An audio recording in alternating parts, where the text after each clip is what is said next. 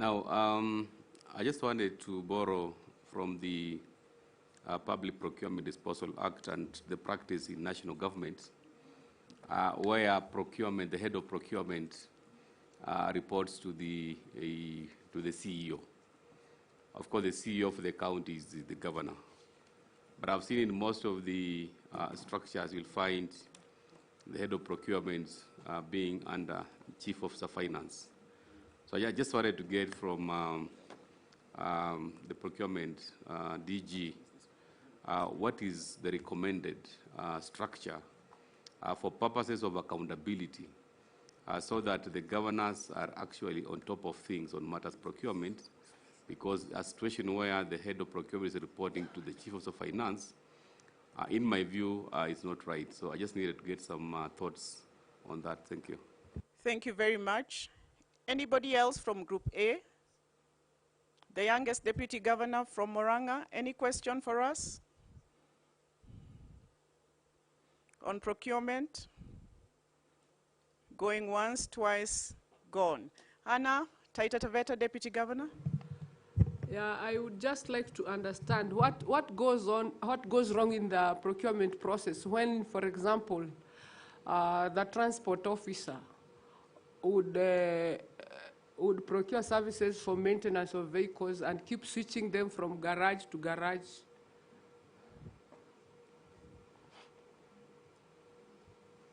What has gone wrong in that process? Okay. I will come to Group B. Anybody in Group B with a question? Yes, please. And sorry, I need to know you well so that next time I just don't tell you yes, please. Thank you. Thank you. My name is Arthur Odera, Deputy Governor Busia. Knowing the economic history of our country and knowing the policy of government, the broad policy of government about building local capacity, and given we have 47 counties, in my view, each county has some level of responsibility in developing local capacity, be it in business or agriculture or wherever. Now, where does competition stop and preference for local business start? Which of that is built into the procurement policies and processes? Anybody else from Group B? Going once, twice, thrice, gone. We move to Group C. Governor Garissa, did you have your Mombasa? And then. Yes, I just wanted to ask, in instances where you get unsolicited requests from different companies, and just to be particular, issues to do with Mombasa has a problem of garbage collection. And we're getting a lot of people giving us different solutions and saying we can give you solution A, B, C.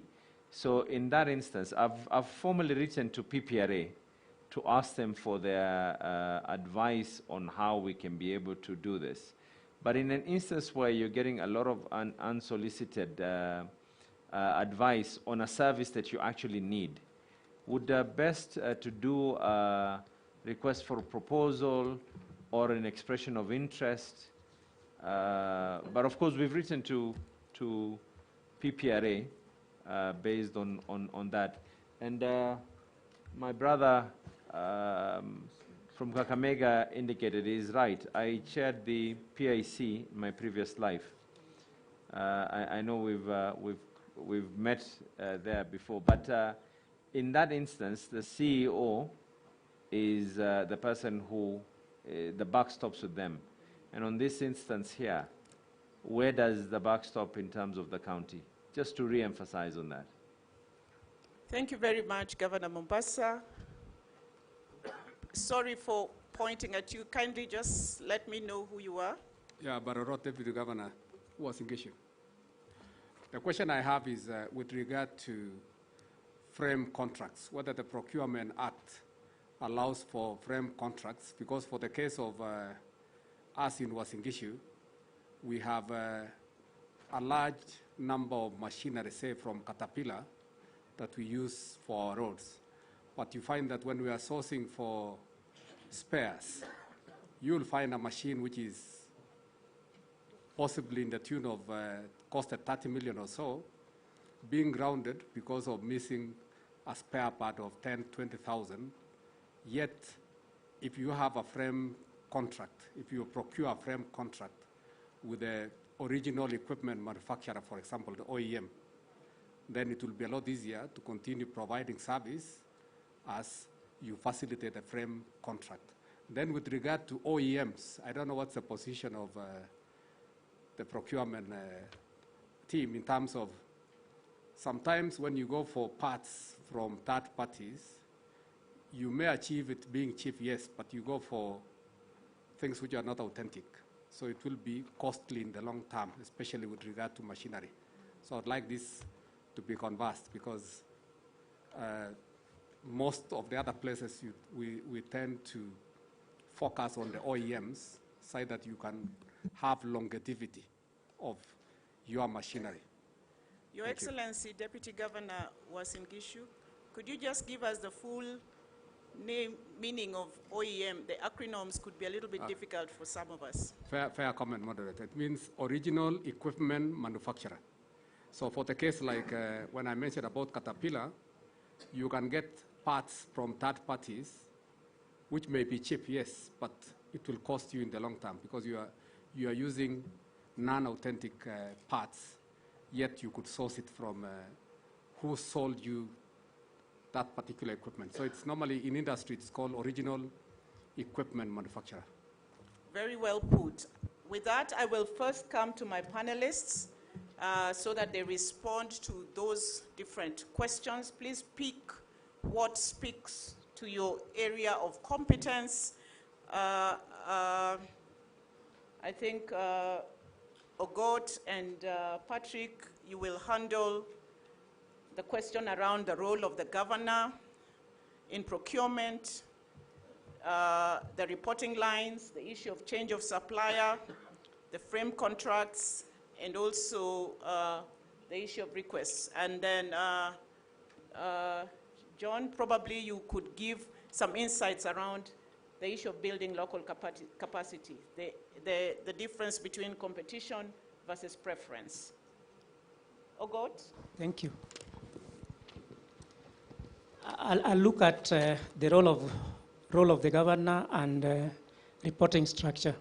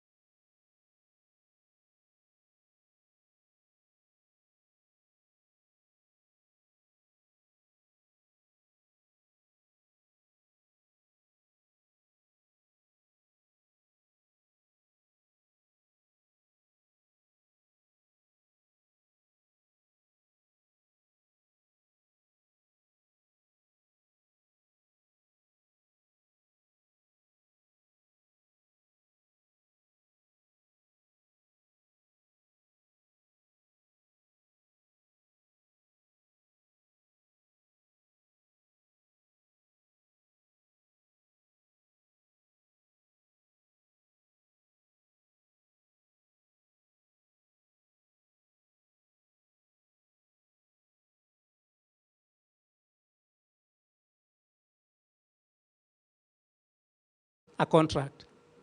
So at that stage, we have not seen the role of the governor. Now, what the governor does is what we call supervisory. That is the work of the governor. I know at your cabinet, at the cabinet level, these other officers will be reporting to the governor. They will be reporting to the governor in terms of how they are implementing the projects, and those projects are implemented through procurement. So you'll find specific projects, the accounting officer will be reporting, giving procurement reports, particular procurement proceeding, meaning either your relative is winning a tender in your county, your wife, you are winning a tender, and it is discovered indeed it is your daughter or your wife who will be taken to court. You will definitely be taken to court.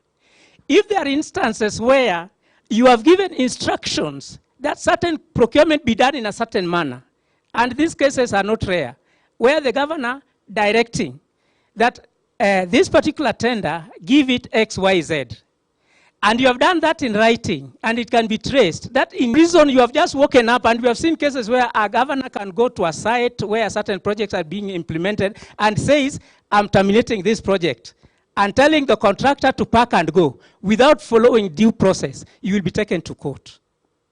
So what are we saying? The role and organs have been clearly stated. So when you come in to interfere with those processes, those procurement processes, definitely you will be taken to court. So if it can be discovered that in a certain way you did interfere with procurement procedures, even in appointing of those who are evaluating tenders, which of course that is not your responsibility, you will definitely be taken to court. So the law is very clear who is supposed to do what, at what stage. I hope I'm clear to that stage.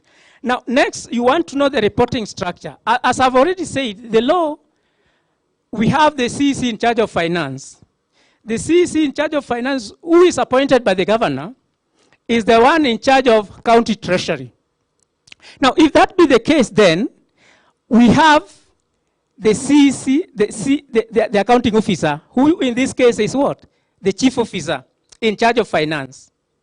Now, if authority has been given, like it's been appointed the accounting officer by the CEC finance, this is the fellow who is responsible. And therefore, all officers working under him or under her will be answerable to him and not to the governor. Let that be very clear. So the county treasury will create what we call procurement unit. Now that procurement unit will be staffed by procurement professionals, those who are qualified to do procurement, to guide and advise on procurement. So when there is a case, the person to report to is to approve procurement planning. Actually it is one, approving procurement planning. That's what he does. After he has approved procurement planning, the rest of the responsibilities now go to the accounting officer, who is mandated now to implement the procurement law. I hope I'm clear up to that stage. Thank you, my friend.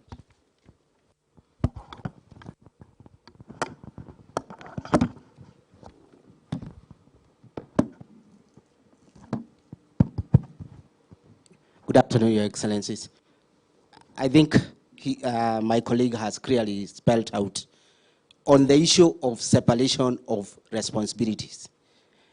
As governors, you are the chief executive officers, but not accounting officers. That is the clear line that separates the two functions. The roles of an accounting officer are spelled out under the PFM Act, Section 68. It clearly states what are the roles of an accounting officer. And it is not necessary that the CEO is the accounting officer. So I think that will settle the issue, but you still have a role to play in this process. You have a manifesto as a governor. That manifesto is what is your development agenda. From the development agenda, then you'll come to the various activities to achieve the objectives as spelled out in your manifesto. Then those activities add up in your procurement plan because each one of them is costed. You still have an oversight role over that whole process. And if we can separate the two, it becomes very easy. But at the end of the day, you are still accountable in terms of the electorate as to the service delivery. I hope I've clarified on that. We proceed on the second issue was on the procurement of service provider for motor vehicle repairs, that is garages. No doubt that is an area which has been a challenge. The first question that we should all ask ourselves, when these vehicles are being taken to those garages, are they what you call the local dealership? Because every vehicle, if you buy a new vehicle, it comes with a warranty of X kilometers or X number of months. To avoid the issue of a vehicle being moved from one garage to another because of the nature of this workmanship that you may be receiving, procure at a direct procurement from the dealerships. It is a method provided for under Section 103, and you shouldn't have a problem. And that the same goes to the issue that the Deputy Governor Uasin Gishu did raise about the issue of the OEMs. Original equipment manufacturer. It is a Toyota. Take it to Toyota. That is the original equipment manufacturer. Procure a direct procurement for such an equipment. Now, as to the question of how do you address issues to do with equipment which keep breaking once and again, framework contracts are your solution. What is a framework contract? I will specify that because there is always a lot of confusion. I'm sure here we have lawyers. There is a difference between a framework contract and a framework agreement. A framework contract is where you have undertaken to procure a specified quantity of services. So for the lawyers, there is consideration.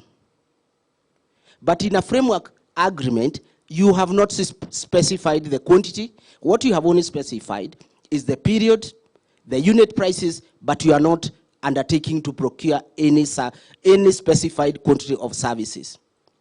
And it is advisable, especially for those who deal with certain equipment or even certain services, procure framework contracts. Those will prevent splitting of tenders, because at the point when you are going out for your tender submission, at least you have specified the minimum quantities which you can use for getting competitive advantage in terms of the volumes discounts.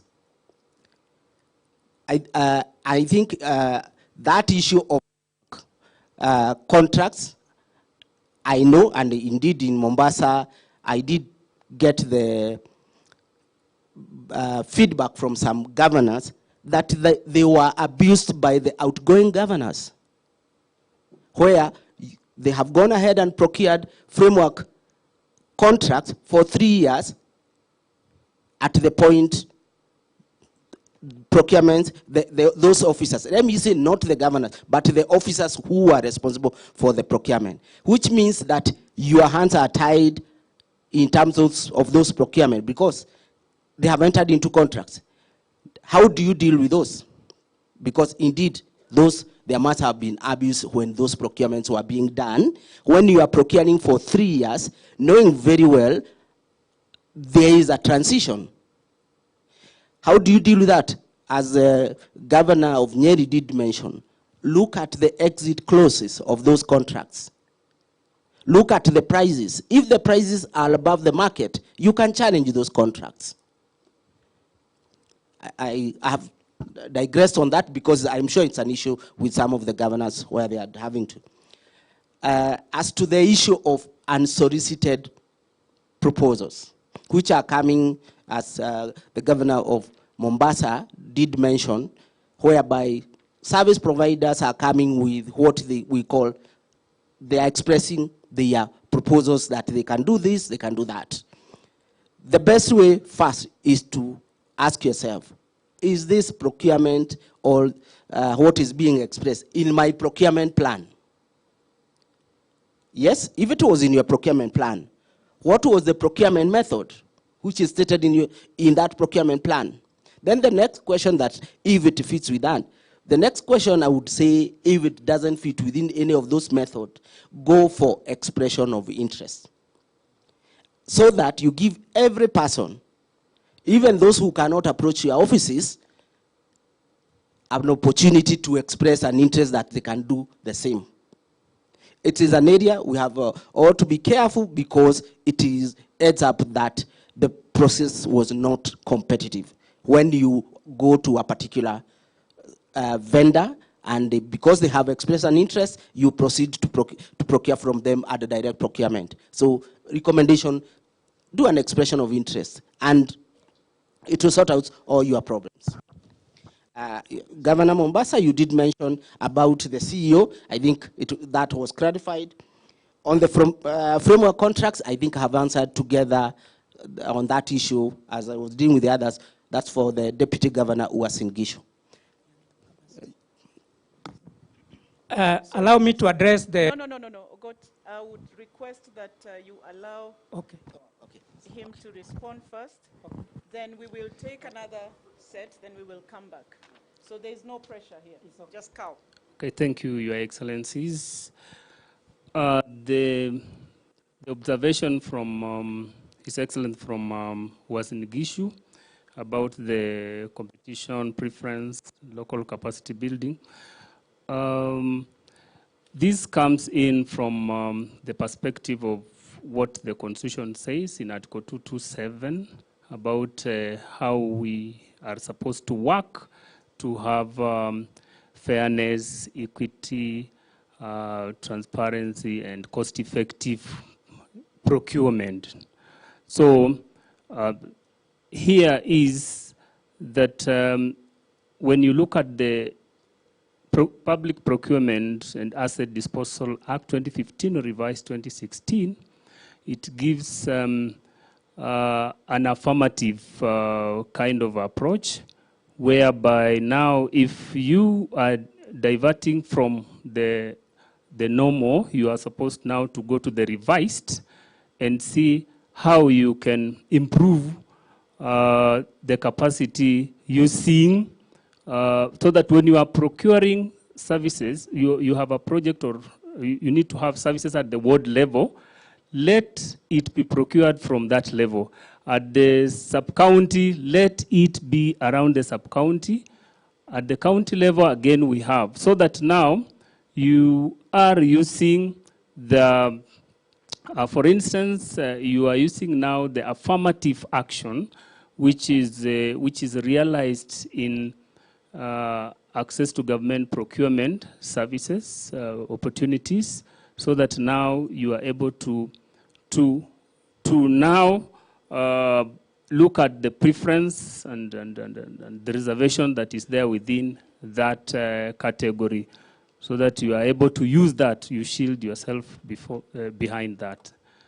Thank you. Thank you very much. But I think I just want to go back to what the Deputy Governor for Busia asked. Maybe you could put it in a different way, because I feel we are still not getting your answer around competition vis-a-vis preference. Could you please repeat your question? Thank you. Thank you for picking that up. My question was, and he has mentioned the Affirmative Act. The Affirmative Act, in my understanding, is about the disabled women and the youth, and that's fine. My question was, I think morally and by design of devolution, the devolved government has a responsibility to build local capacity. And within the procurement law, how can we do that without breaking the law, without appearing to be unfair, and without looking discriminatory? Yet, the responsibility to develop local business, I think, should rest with the county government in the way it does procurement. Yes. Where is the opportunity to do that? Thank you very much. I think we will take that. Ogot and Patrick, I think I'll ask you to take that, but not now, so that we go back to the second group of questions. DG Bungoma.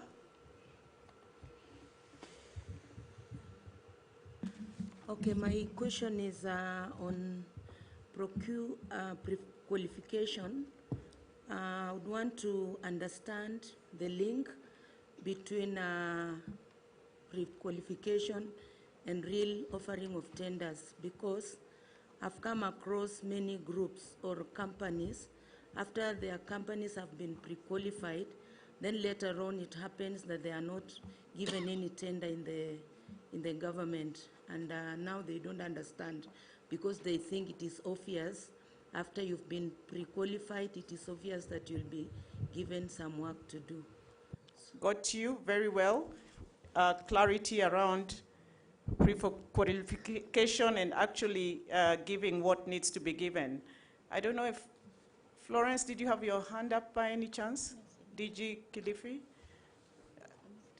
Governor Kisi? This one I want to ask Ogot.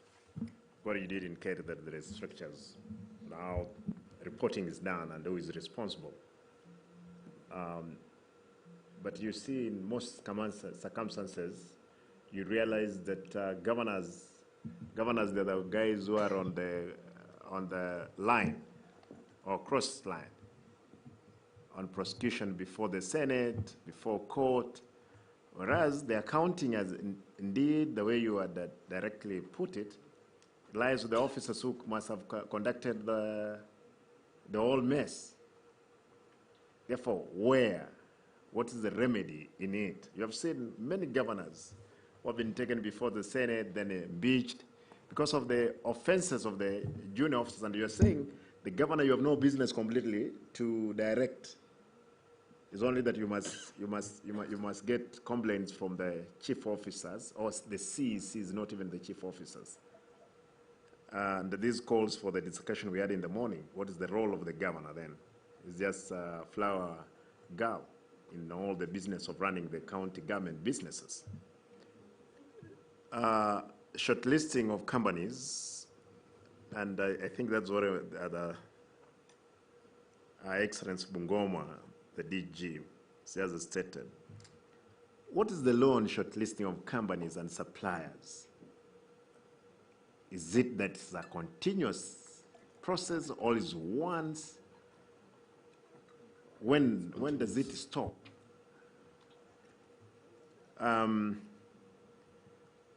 There is, and this only, I don't know, you guys, we have seen how people, they are being sanitized.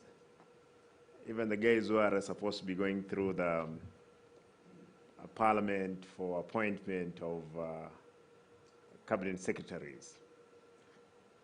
You have seen those ones who had cases that have been removed, now they can serve in the government. What happens if somebody has come into the office, it's a powerful man like myself, therefore I did sanction, or I did a wrong thing, like in my county, supplied vehicles.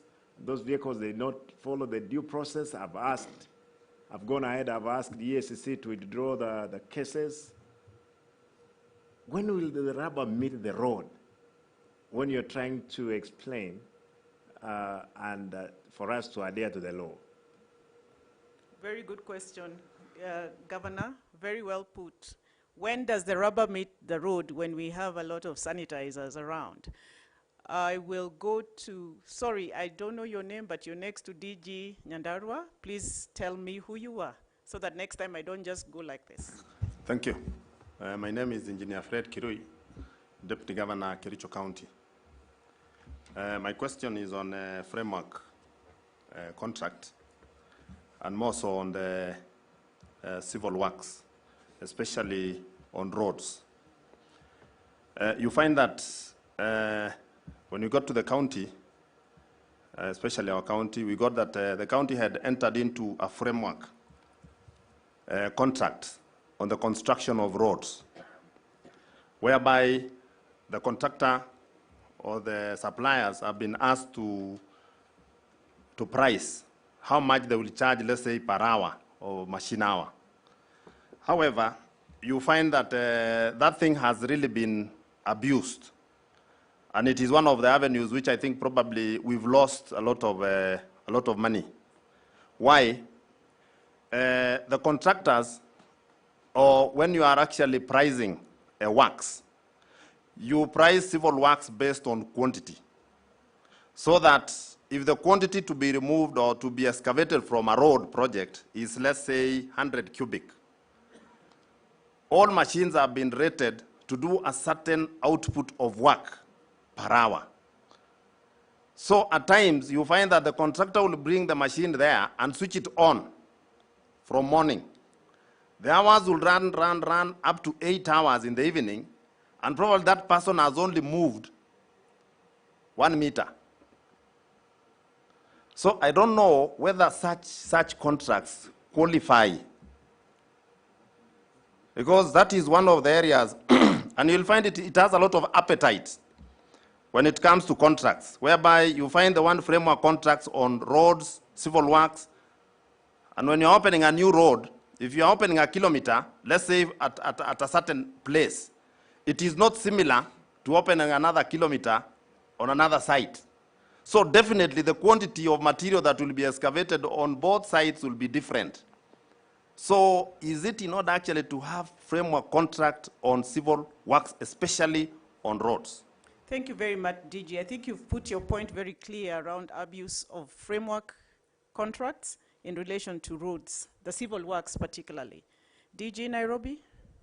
Yeah, mine is on the procurement process when you have disaster events, like fires, floods, that kind of stuff. From what I'm hearing our colleagues there saying, the procurement laws are like tax laws. You know, you must do this, if you don't do this, this happens, and that kind of stuff. Basically punishment-based as opposed to enabling activity. So what is the process for doing that? And I'm saying that because I've had a case or even a repair, like for a data center, where the power supply units go off, the temperature shoots, you have to shut it down, you therefore shut down your systems, you can't operate, you can't collect revenue, and yet you have a procurement process that must be followed. What is the way around that?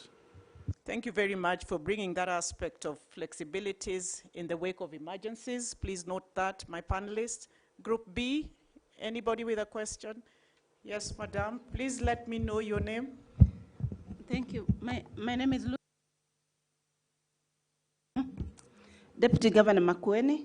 My question is about the disposal of assets. Most of our counties, there's a lot of equipment that is lying idle from the defunct county councils and the former national government departments that were devolved. Many vehicles. And the procurement, the disposal has been a problem because there are no logbooks that are available to enable us to dispose that equipment. And I would like to hear your advice on the same. In addition, I have a question concerning the project. A procurement officer or the procurement department has procured a particular project. Let's say it's a water project or a borehole. And at the village level, there is a PMC, Project Management Committee, where there's no procurement person, but of course they are the ones to sign off that they are satisfied with the way the project has been done. And therefore, the procurement officer at the headquarters, you brought documents to show that they are supposed now to pay, the project is complete, everything is running. But at the end of the day, you find that that project is actually 60% complete and was paid. So what is the role of the procurement officer, and where does the blame go to? Because we have the villagers who are signing somewhere there's a project management committee, yet they have not interacted with the procurement law. So that is my question. Thank you. Thank you so much, DG. DG Kajiado, am I right? Yeah, thank you very much. My question is on public procurement information portal, PPIP, has got very stringent processes that for long we have felt that denies local contractors an opportunity. How best can we loosen, give a bit of flexibility for the local contractors also to be able to bid and win tenders in the county? Because of those stringent measures, it has only been those big companies that sometimes from Nairobi coming to benefit from the county contracts, and the local contractors are left out. Can something be done on that? Thank you very much. I go to Group C. Any question from Group C?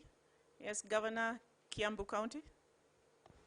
Thank you, and my apologies for coming in a bit late. I was not able to quite grasp the names of each of our panelists there.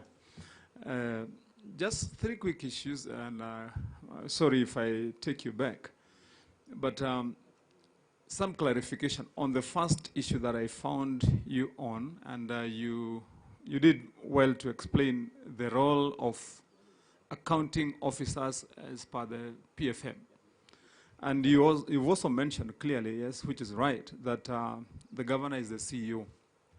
And that is the conflicting area that I find would require better clarification.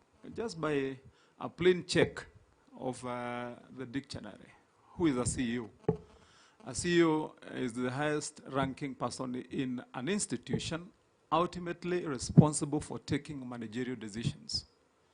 And so it is this thought that, yes, the governor is the CEO, you have other line of officers who have specific responsibilities. And just that notion or interpretation that then those other officers can just precisely go ahead and do the way they interpret the actions in relation to what the requirement is while the CEO is around. And the failure to create that clear nexus, that the CEO, in light of where you have, for example, irresponsibility, even if it is irresponsibility amounting to either failing to be accountable or wrong accounting or whatever it would be, that the CEO has a role to play. And I would take that back to the second question that I wanted to also bring about, for example, on that second issue. On where you're explaining that stick to, for example, where you have service agreements, if you have, for example, bought a vehicle, and you give an example, if you buy a car, it's from Toyota, take it to Toyota, and maintain that relationship. The experience that most of us have, for example, is if you buy a vehicle from Toyota and you take it for service or you have something to be rectified, you will be hit with a price that's probably 5 times what you'd find from a competent local provider for that matter. And I would be very hesitant from my experience to want to propagate. And here we are speaking within the backdrop and background of where we know that counties are starved for resources. And wouldn't we be looking at a scenario where we encourage, prudence, frugality, where it is applicable? And then lastly, tied to my question, the others I would just want your comment, but to my question here, on why haven't we had clarity and loud speaking from, for example, Treasury and other government organs on advising counties on how they can utilize internal capacity to undertake responsibilities, even if it is minimal contracts within the county or service delivery, where they have internal capacity. For example, if you look at, I would give a case example in my own county, whereby you find that we have one department of transport and public works with more than 400 employees. We have got engineers, we have architects, we have everyone.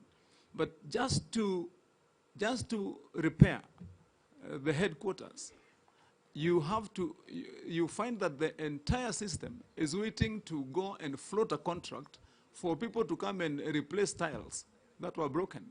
I mean, to upgrade a parking lot like which we have undertaken in Kiambu, you get a quotation from a contractor of about 18 million. Now, if you assess what it will take, your internal capacity to do that is less than 3 million or 4 million. So why haven't we had this, loud speaking and emphasis that that is one of the ways, and we direct the counties that they can be provided for in law, and it is indeed provided, that they can exploit and utilize internal capacity to do and undertake most of those things. Thank you so much, Governor Kiambu. Very well put. I think my panelists have gotten each and every point. I will then ask them to give their responses. At the same time, also just give your parting shots as you conclude. Thank you.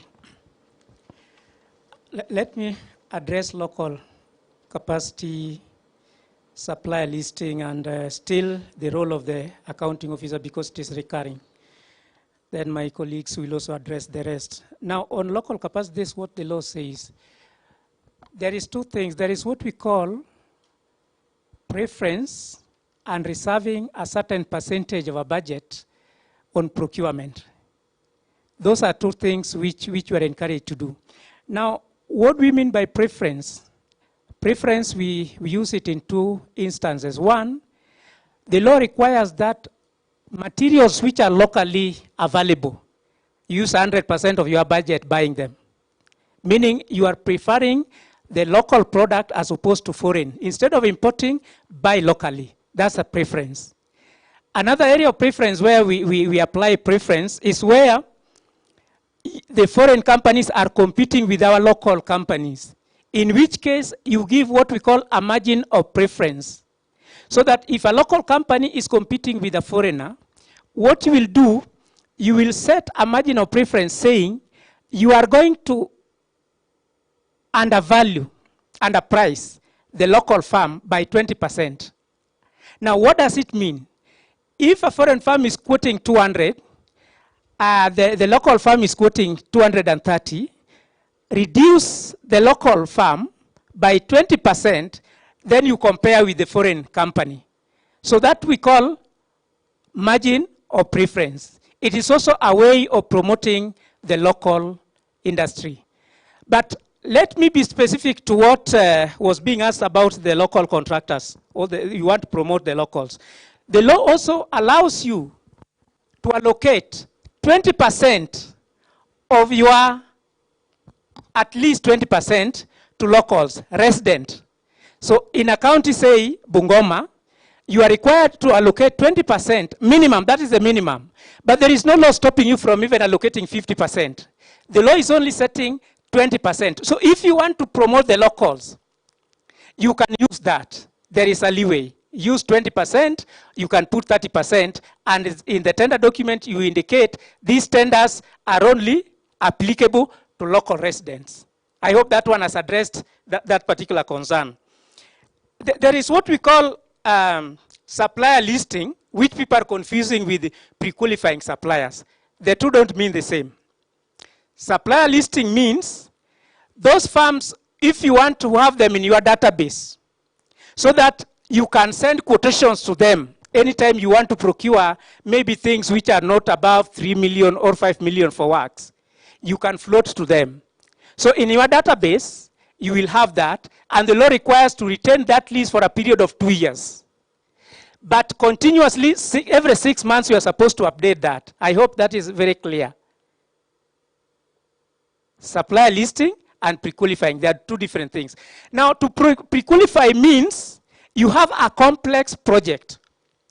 Now, this project, you want to pre-qualify few firms which can now participate. Once you have pre-qualified them, then the law now allows you, instead of now doing open tender, you send proposals to those firms which you have pre-qualified. Is it clear? That's what it means to pre-qualify. And it happens when you are handling what we call restricted tendering. The tender is complex, and you want only a few firms to participate. Which firms you will have pre-qualified? That's what we mean by that. on accounting officer and the governor, which is recurring, the law is very clear that you are held. In fact, the procurement law, there is nothing like personally and jointly liable. No. And the goodness with procurement, you can tell who evaluated that particular tender, you can tell who signed the contract, you can tell who did what at what stage. So this idea of taking the governor to court on a procurement that he did not participate in, and more often than not, such cases, I don't think they go through. Because the law is very clear. If Ogot signed that particular contract, you can't go to my governor and start asking my governor about that particular contract. Remember, if it is a complex project, there will be those who will be managing that particular contract, who will be doing reports, quarterly reports to the CEC Finance. So I don't see how a contract that has been signed wrongly will take the governor to court unless the governor was conflicted. Let's be clear on that. There is no way you can be told to go and answer something that you never even signed. If you get that contract, your name is not there. Your signature is not there. You didn't appoint people to even evaluate that contract. So how then do you come in? So that one, and the law has said, the person who has done that work, that's the person you follow. There is no like jointly or severally liable. Now, I think I can stop at that, so that allow me to answer this disaster management. The law allows what we call emergency procurement.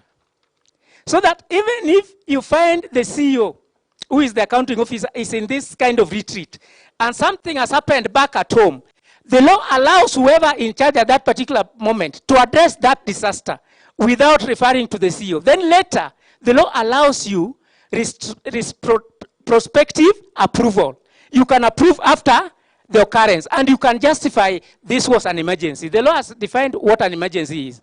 Something that threatens life. That's what an emergency is. But there are certain things you cannot call an emergency. If it is indeed an emergency, the law allows you to procure. And I think the procurement guys, they understand that, unless you have somebody who doesn't understand procurement. Thank you.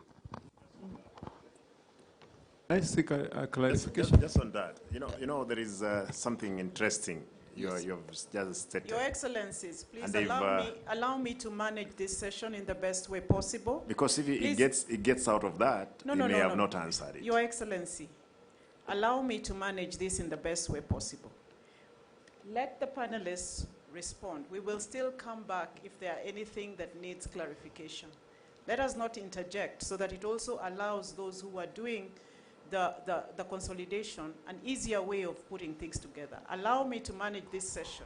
But what if he didn't answer properly and they didn't expect us? We will still come back. So let them finish what they need to finish. If we feel dissatisfied, there'll still be another opportunity. Okay.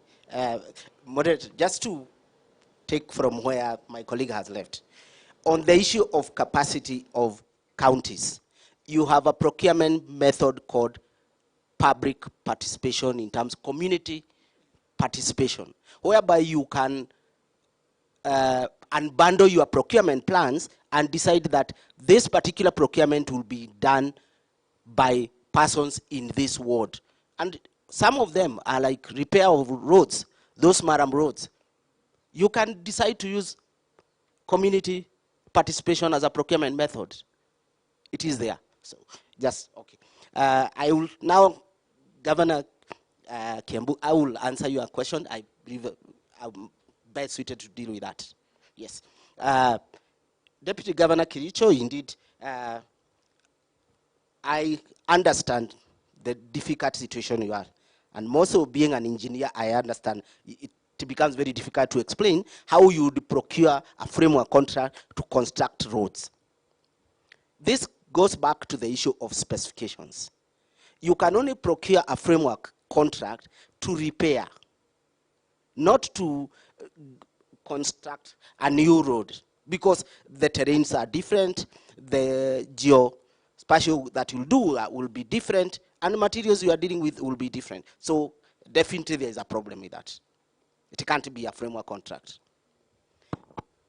I'll go to the next issue of the disposal, which have been requested by the DG Makweni. Indeed, there is a challenge on the disposal of motor vehicles that were previously owned by the former municipal councils and the likes because of the issue of logbooks. Even if you want to dispose that vehicle and the buyer doesn't have a logbook, how will they have ownership? That has been a challenge. However, there is still an opportunity. If those logbooks were lost, apply for duplicates from NTSA, and they should provide you. If at all the vehicles were registered under the National Treasury, get National Treasury to apply for duplicates logbooks, then you can dispose the vehicle. Otherwise, you will not dispose a vehicle if you do not have a logbook, because the buyer will insist, I want the logbook before I pay. On the issue of the role of procurement officers in PMCs, if indeed there is a procurement process which has resorted to even payment without the role of procurement, be assured that it will be a misprocurement. Because the role of procurement in every procurement process is clearly spelled out. Procurement is supposed to participate in now what is now called contract implementation committees, and they offer the secretarial services. Any person who purports to offer secretarial services to a PMC and they are not procurement professionals, indeed, that procurement should not have been processed to conclusion. So that is where the problem is, and the role of procurement officers is clearly spelled out. Kajiado County, DG, you did ask how to deal with the issue of the PPIP, which is a Public Procurement Information Portal. I'm not sure whether you meant the PPIP, and I have a feeling you meant the IFMIS system. Because PPIP is not a procurement system, it is a reporting system. You only report, you post tenders, but you do not participate in through the PPIP. You participate either through the IFMIS or the other systems that procurement entities would be having. However, I would still go to the same question, the same issue, that it is possible to deal with the issue of local contractors through what my colleague has mentioned about providing 20% as reservations to the locals. And the law provides that tender notices can be posted on the website or on offices of the various wards, headquarters, and therefore locals can be able to get that information and they can participate in those tenders. Now I come to the Governor County, Governor of Kiambu County, on your issue about internal capacity. Failure to use internal capacities. How can we deal with this? I'm lucky that the public procurement that I'm responsible of ensuring that is complied with, Governor, you must have cleared it through. And why this? In the Procurement Act, it provides for a procurement method called force accounting procurement method. This is where you use internal resources, you buy materials, and you use the officers in that. Like, for example, you civil engineering works. You have engineers, you have clerk of works. You just need to buy materials. And the law is clear. But as I did mention when we were in Mombasa, governors, I do request, please get people who are well conversant with public procurement law. And if you need any assistance in terms of the people you have for us to train them, I'm willing to take the 47 heads of procurement, and I will take them through for 2 weeks in-house myself to bring them to board on what is procurement. I will do that in person to ensure that you do not get into problems that we know heads of procurement have put governors and accounting officers through. Yes? You approved. Yes. Yes, thank you. That's agreeable. That's very good. Yes, I think because that is the main challenge. We are saying we have the force, they do not know. Disaster, they want to take you through 30 days of tendering. How? And you have a disaster. It is direct procurement retrospective, section 69. But they cannot interpret, although I don't know, maybe they have put too much fear. We don't know, but I do not expect that you should have challenges in this act, especially after the amendments you did for the 2015, where now you can do procurement post the action. Before you could not. Now you are allowed that there was an emergency. I went to X, provided me with these goods. Can we approve retrospective? However, please ensure that the prices that are quoted in those contracts, they are what you would buy if it was your money. Then lastly, just to comment, there is no way we will legislate on moralities in this country. We have a problem as a country. Let's accept.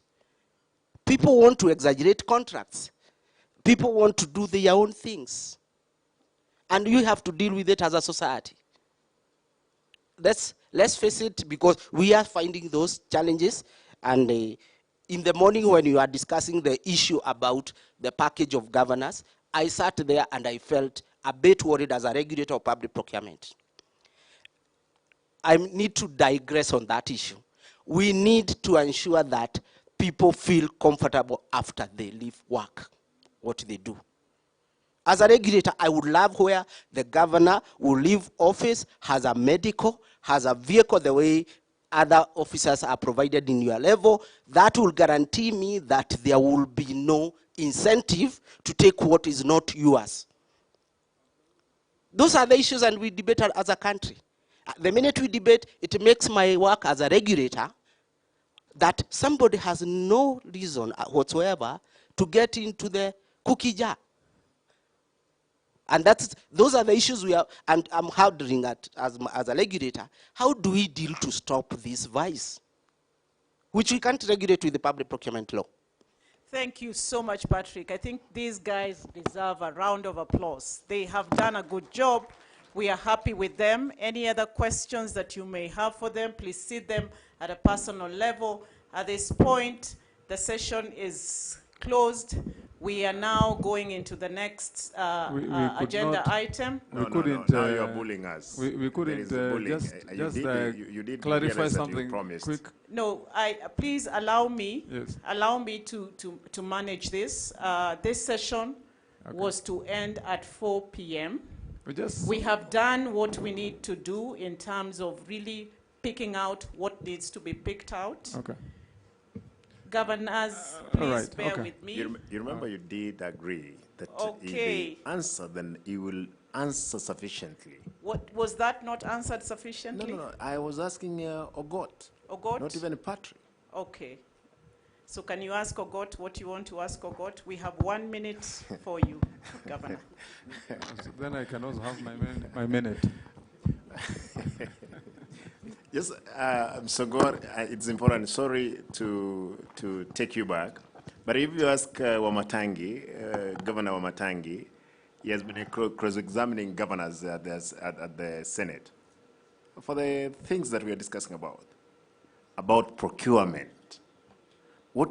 Have you ever, at any given time, either advised, have you been called to the Senate to advise them that the people who are supposed to answer those questions, the likes of my colleague, then he will be taken to the Senate. He has been there. He has received the other governors there because they answer the questions other people committed, the crimes of those junior officers. Thank you so much, Governor Arati, really bringing out what happens on the other side. And now that Governor Kiambu is now on this other side, yes, what will happen? But let me conclude this session in a very clear way. Yeah, okay. Can I just make my point, because there's just one sentence clarification. Now this class is getting unruly. Sorry, I just wanted one sentence clarification. Okay. That by agreeing with what our presenter The one on that side, sorry, I didn't, yeah, sure, oh good. Just that by you clarifying which we agree, that if an officer appends his signature to occasion a loss, then he is directly responsible. While we entirely agree, I just wanted your confirmation that that does not mean, or you are not abstracting to the position that a governor who then oversees such an offense is right to be quiet or to be or to be inept or not to take action, because then that would mean then that you are running a bogus county. That's not the responsibility of a governor as a CEO. Okay, Governor Cheboy. Yes, I just wanted to help. You know, governors are damned if you do, they are damned if you don't. The responsibility of a governor is to ensure that things are done according to the law. You don't do it yourself. You don't sign any documents. But if, for example, a recruitment process is illegal, you must reprimand the officer that this is not, you must guide them and tell them that this is not the way to do it. The assumption is, you know the procurement law.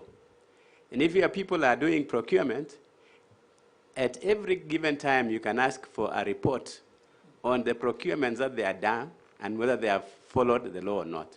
The other person is the auditor. You have an auditor who is supposed to audit the procurement process. And you should demand from that auditor to give you a report on how the procurement processes are going.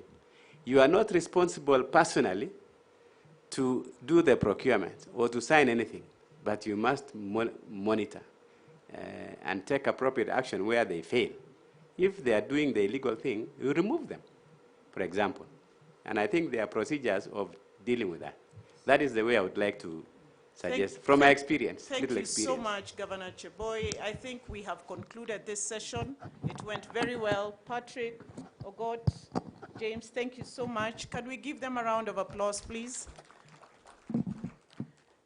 I take this back to the Chief Whip. Is the moderator still a bully, or she can get a clap for moderating this afternoon session?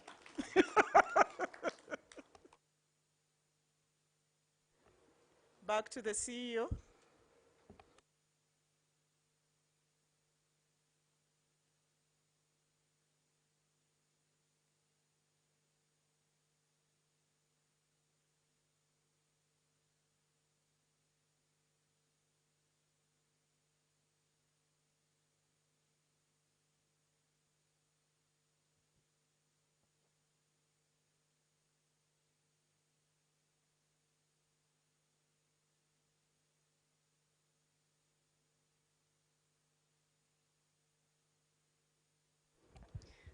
Thank you very much, moderator and facilitators for this session. We really want to appreciate each one of us for the time that you've taken this afternoon. I know, of course, it has been extremely very difficult, but the numbers that are still in the room is a clear demonstration that I tend to think that this was a rigorous exercise, and I tend to believe that learning has taken a place. We are coming to the end of the session, and we will have all the governor's flank and the deputy governor's flank, the chair and the leadership of the council, in reading the resolutions for this retreat, as well as, of course, communique that forms part of the communique. But before I do this, I really want to appreciate most sincerely all the governors and the deputy governors for your support and commitment amidst all the very many activities that you have at the counties, and you found it worth to come and be with us and, of course, learn, so that as we set in setting up the government that you're constituting right now, we will constitute the government on a right footing. Number two, I really want to appreciate all the development partners, UNDP, UNICEF, and UN Women, for your unwavering support in ensuring that devolution thrives and works in this era. And we really want to acknowledge you for the enormous support that you've continued to give unto us. And I tend to believe that you're one of the worth partners that we have around. Lastly, I want to thank my team, my colleagues, for their commitment in ensuring runs smoothly from the program, from the planning and the like. These are the celebrated heroes that are never seen, but I really want to celebrate you at this point in time for the dedication and commitment that you put forth in ensuring that there is seamless execution of the agenda that we put forth at the Council of Governors. And lastly, I want to appreciate all the facilities, Great Rift Valley Lodge, for the amiable session that they've given unto us. We've been extremely very comfortable, and they've offered a lot of hospitality to us. We really want to appreciate them. And at this point in time, I will request all of us, kindly, we move at the back, behind the tent, so that you can be able to release the press statement. But before then, I really would want to end with a word of prayer, and I request one of our Muslim brothers to close for us with a word of prayer, then we go deliver the press statement together. Any volunteer? Governor Lamu, please, with a lot of humility, please close for us with a word of prayer. Asanteni.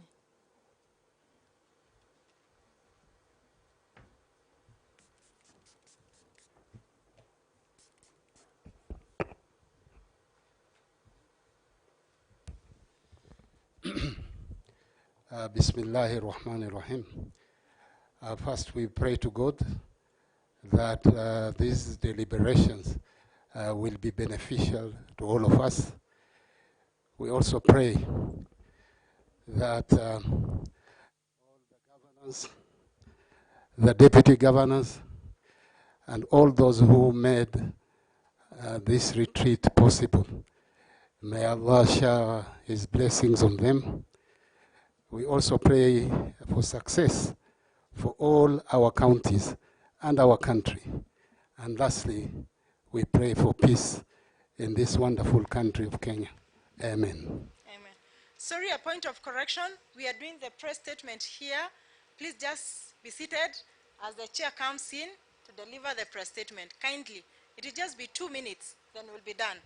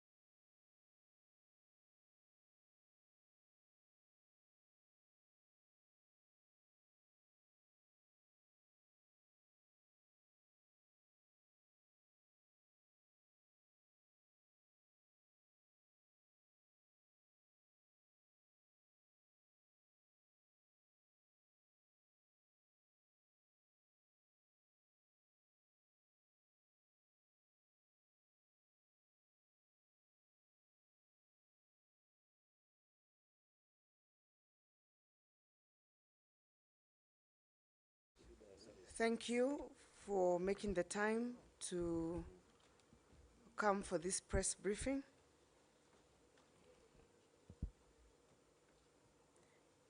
This is the communique at the end of the Governor's and Deputy Governor's retreat held on 11th to 14th October 2022 at the Great Rift Valley Lodge, Naivasha. Members of the press, fellow citizens, the Council of Governors has concluded a two-day retreat themed public finance, procurement, and human resource management in counties, what works, held at the Great Rift Valley Lodge, Naivasha. The forum brought together governors, deputy governors, and the National Treasury, Office of Controller Budget, Office of the Auditor General, Commission on Revenue Allocation, Public Procurement Regulatory Authorities, Salaries and Remuneration Commission, development partners, and the private sector.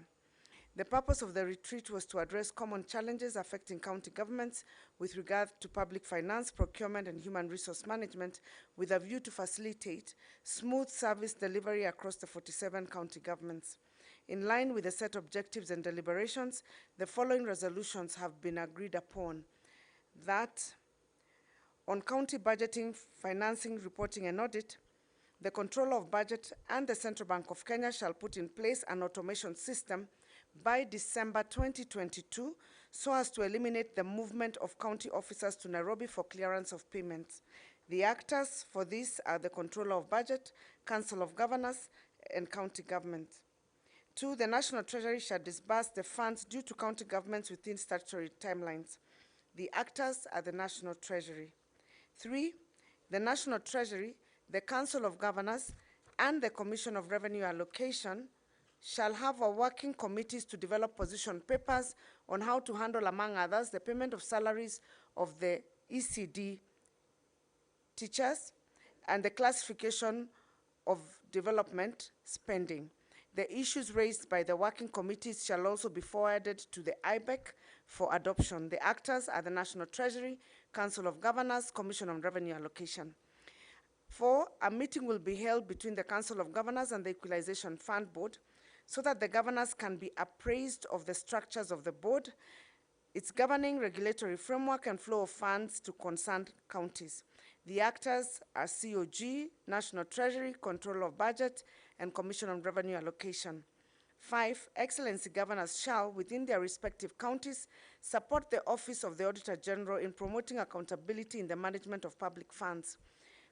The actors for this are Council of Governors and the Office of the Auditor General.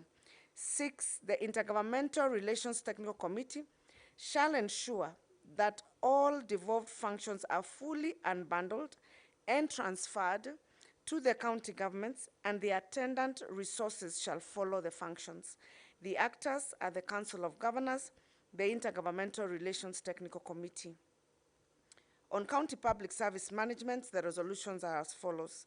County governments shall work together with the County Pensions Fund, CPF, and the Salaries and Remuneration Commission on the management of gratuity and pensions. The actors are county governments, Salaries and Remuneration Commission, and County Pension Fund. The Council of Governors shall move amendments to the County Government Act and act on the appointment and tenure of county chief officers. The actors are Council of Governors, county governments, SRC, and the county assemblies. Number 9, the Salaries and Remuneration Commission shall work closely with the county governments to harmonize salaries and benefits to all officers in the counties. The actors are COG, the county governments, and SRC.